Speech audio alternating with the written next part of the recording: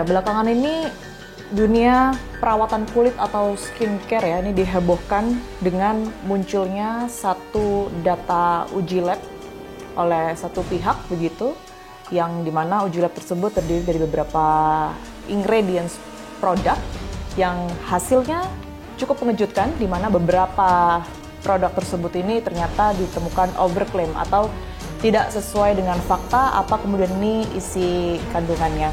Nah, di depan saya ini pemirsa, ini sudah ada beberapa artikel ya yang kemudian ini sudah mengangkat isu ini, di mana di sini juga dituliskan bahwa BPOM mengancam mencabut izin produk skincare lokal yang kemudian ini diketahui overclaim. Tetapi ternyata dari produk-produk yang kemudian ini diketahui overclaim kemarin ini sebenarnya mendapatkan izin ataupun juga sertifikasi dari BPOM. Nah, di sini pemirsa juga disebutkan bahwa ternyata banyak pihak-pihak yang terlibat, termasuk adanya public figure yang juga merupakan dokter kecantikan dan juga bergerak di bidang bisnis skincare. Di sini juga yang menarik adalah muncul satu pihak yang sebelumnya udah saya singgung tadi, yang menamakan dirinya sebagai dokter detektif begitu, yang kemudian ini berani membuka hasil dari lab tersebut. Di sana ia menyebutkan bahwa ada satu produk yang seharusnya mengklaim mengandung niacinamide 10%, ini bahkan berada jauh di bawahnya sekitar 5-2% atau bahkan 0% atau tidak ada sama sekali. Ini yang kemudian ini menjadi isu. Apa yang sebenarnya terjadi dan seperti apa faktanya? Saya Tiara Haraha pemirsa. Anda menyaksikan fakta.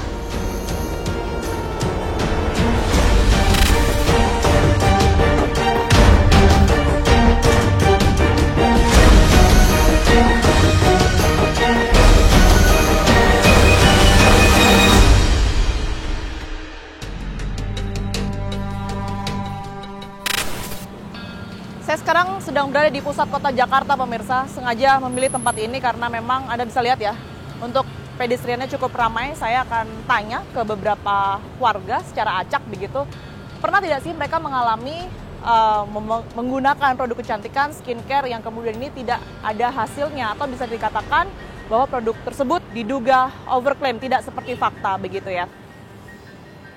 Maaf ganggu waktunya ya, saya Tiara dari Fakta TV One. Kak siapa, sorry? Kak Suli. Kak Suli? Kak Ipo. Kak Ipo. Kak Suli dan Kak Ipo boleh saya minta berdiri sebentar?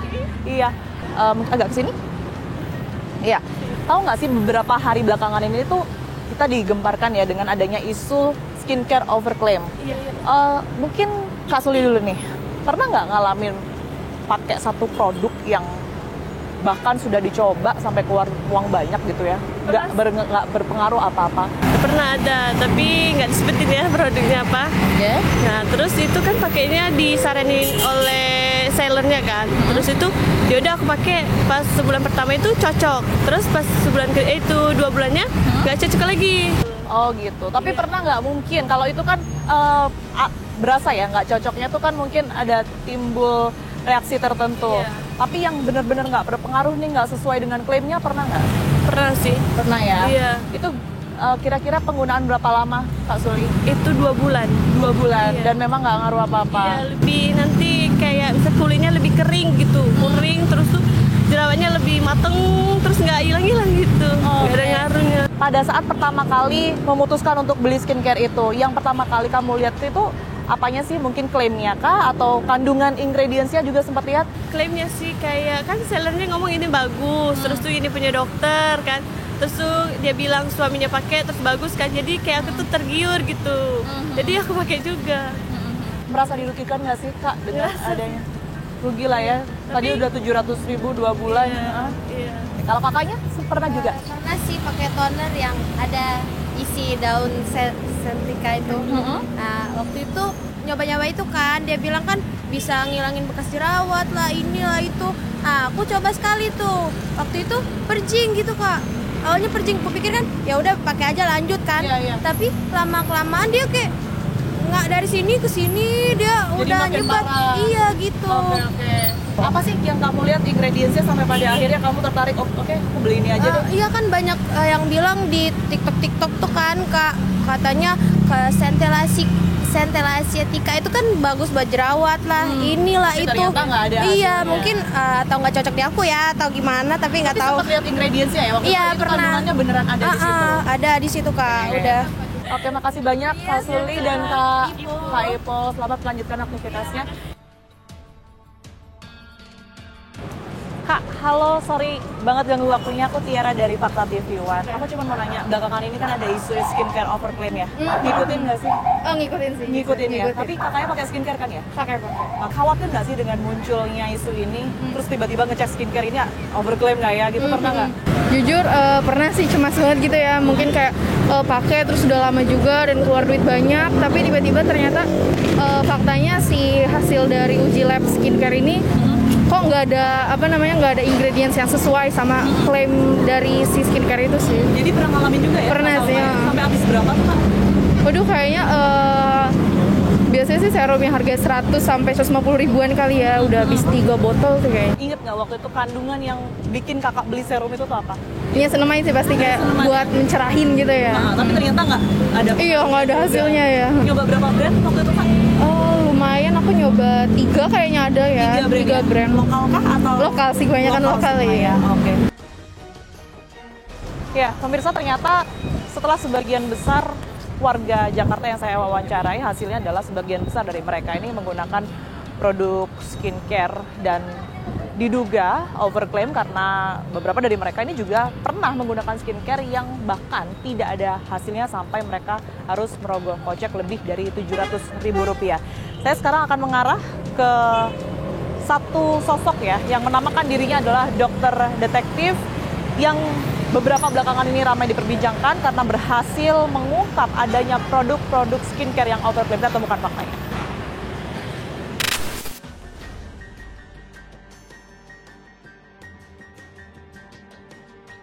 Saya sudah bersama dengan dokter detektif. Dokter, makasih banyak waktunya. Apa kabar, sehat ya? Alhamdulillah. Alhamdulillah sehat. Saya beruntung sekali loh bisa dapat kesempatan untuk ngobrol langsung dengan dokter karena lumayan susah ya. Saya juga tahu dokter dari beberapa konten di media sosial gitu ya. Tapi sebenarnya pertanyaan pertama yang ingin saya tanyakan kepada dokter adalah apa yang sebenarnya memantik keresahan dari dokter detektif untuk pada akhirnya membuka bobrok dari skincare ini? Oke, alasan saya pertama karena saya melihat marketing yang berbeda dengan zaman kita pada saat dulu ya. Dengan kenapa sih sekarang kok marketing yang heboh adalah marketing flexing? Flexing ini apa sih, berhubungan apa sih dengan produk yang dijual? Saya rasa nggak ada hubungannya ya. Tapi kenapa ini begitu gencar ada di platform TikTok? Nah gitu. Jadi ya udah, mungkin ya salah satu alasan pertama adalah gencarnya flexing tanpa adanya kualitas produk yang ditonjolkan. Nah ini yang membuat saya semakin penasaran sebenarnya apa sih yang membuat produk-produk dari mereka begitu laris dengan penjualan yang sangat tinggi di platform tersebut. Cuman kan sekarang ini memang kita semua tahu bahwa industri skincare atau kecantikan kan memang lagi menjamur ya dok ya. Nah dari sekian banyaknya brand, pada akhirnya dokter mereview atau mungkin menguji lab satu persatu. Ini secara acak atau memang sudah ada yang dokter curigai dari brand-brand tersebut? Jujur ya memang sasaran pertama, target saya pertama adalah yang paling sering melakukan marketing flexing. Oke. Marketing flexing dan Jadi memang dari yang sosial medianya dulu. betul, karena kan selalu berseliweran kan. Oke. Kenapa kok itu terus yang dilihat? Jadi Bukan pasti dari itu harga. bukan, sama sekali saya nggak melihat dari harga. Oke, bukan curiga karena oh ini kok harganya murah ya dan lain sebagainya. Itu nanti setelah berkelanjutan, karena kan pada saat saya lagi mengikuti platform tersebut, nanti kan ada tuh muncul yang penjualan live streaming gitu kan. Nah itu ada tuh akhirnya yang dijual oleh artis-artis yang saat ini itu di bawah 100.000 tapi bisa mendapatkan produk 10 macam. Nah itu juga menjadi pertanyaan juga sebenarnya. Tapi itu setelah perjalanan yang lumayan agak panjang. Kalau menyasar strategi marketing mungkin beberapa brand owner yang disebut tadi flexing gitu ya. Mereka ini kan sekarang beberapa brandnya sudah besar ya dok ya. Betul. Yang dokter hadapi ini bukan orang sembarangan, orang yang punya duit. Kenapa bisa sebenarnya itu dok? Karena semuanya yang saya lakukan itu menunjukkan data, hasil lab. Kalau ada pandangan-pandangan yang menyebut, mohon maaf sebelumnya dok, dokter kan juga memiliki satu brand begitu ya. Dan ini menjadi salah satu strategi marketing begitu. Responnya seperti apa? Itu biasa sih kalau menurut saya itu adalah pilihan masyarakat untuk menuduh saya seperti itu hak mereka dan menurut saya wajar banget. Dan saya merasa, loh kenapa kok kolam bisnis skincare ini menjadi kotor? Produk-produk yang bagus dengan biaya budget yang kecil ini tidak tampak. Nah, temuan dokter sendiri seperti apa sejauh ini? Karena kan kita ketahui ya di sosial media ini seorang dokter detektif ini dikenal membuka sejumlah ingredients dari beberapa produk, begitu beberapa juga diantaranya ini ternyata overclaim begitu. Sebenarnya apa yang ditemukan oleh dokter detektif ini? Sebenarnya mungkin pada saat saya pertama kali membuka ini cukup membuat terkejut masyarakat Indonesia. Pasti. Ya, betul. Karena memang banyak juga yang bertanya, kenapa kok harus brand yang terbesar yang direview oleh dokter detektif? Ya memang karena brand inilah yang menerima uang masyarakat paling besar, gitu. Dan ternyata terbukti bahwa misal seperti produk yang ini, terbukti ternyata kandungan niacinamide yang berada di urutan terdepan, lumayan agak depan sih memang dianya ya, ini bisa undetected atau tidak terdeteksi. Nah ini kan sesuatu hal yang membuat saya, loh kok bisa sih di depan aja kok bisa nggak terdeteksi? Memang banyak pihak-pihak yang membela diri ya, bilang jangan dilihat cuma dari bahan niacinamide aja. Betul, memang untuk pencerah itu tidak hanya bahan niacinamide, masih banyak bahan yang lain. Tetapi yang saya lihat aturan yang sudah dilanggar dari satu produk ini pun niacinamide-nya bisa tidak ada. Itu sudah melanggar aturan. Izin saya lihat ya dok ya. Nah, Doktif ini salah satu adalah salah satu brand yang kemudian direview oleh Doktif. Betul.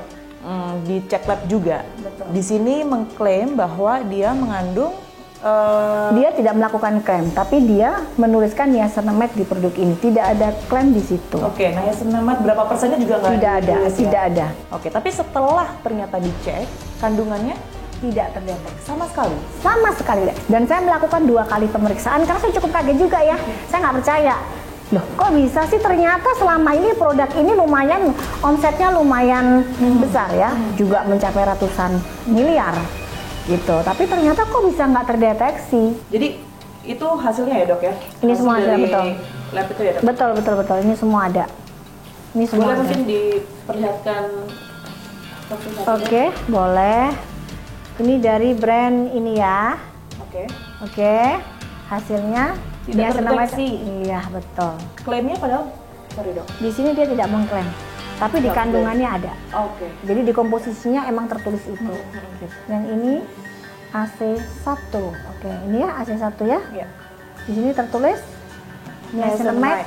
5%. Betul, dan ternyata angkanya adalah 0,019 ini. iya. Oke, Cukup jauh. yang AC2 mungkin bisa disampaikan juga. Yang ini AC2 betul. 5% juga ya dok ya? Sama 5% ya, tampaknya tertulisnya dan ternyata Ya. hasilnya adalah 0,0048 bahkan. ini. Kalau mungkin bisa tahu ini produk lokal apa produk luar? Ini adalah produk luar ya. Produk luar. Jadi bisa dihitung berapa kerugian masyarakat, ratusan miliar. Nah ini yang membuat saya merasa saya harus bicara dengan segala resikonya. Saya tahu. Jadi saya sudah diteror, diserang, diancam. Ya itu resiko ya saya terima karena saya berdiri di pihak masyarakat. Ya kalau misalnya dia cuma 1%, di bawah 1%, ya itu sebenarnya kan nggak ada jurnal yang membuktikan dia akan mencerahkan kulit. Jadi hanya sebuah kebohongan publik, penipuan publik.